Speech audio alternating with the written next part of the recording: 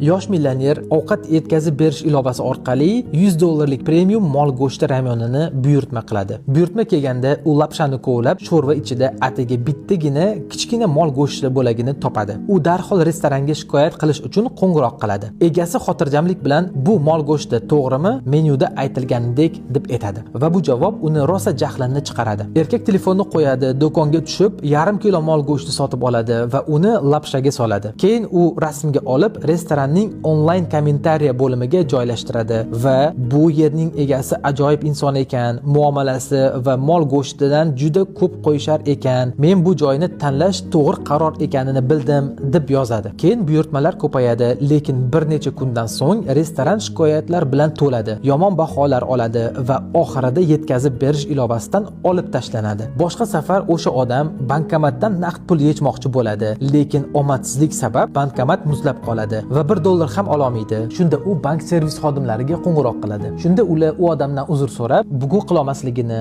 va ertagacha kutishini aytishadi. Shunda unga bir g'oya keladi. U bankka yana qo'ng'iroq qilib, "Salom, bankomatingizdan foydalanganimda tasodifan menga $2000 ortiqcha berdi" deb aytadi. So'zlari tugamasidan 5 daqiqa o'tib ta'mirchi yetib keladi. Bankomat o'sha zahoti tuzatiladi. Xulosa, ba'zi holatlarda asabiylashmasdan shunchaki voqealarga tez va oqilona javob bering. Shu kabi foydali ma'lumotlar uchun sahifamga obuna bo'ling.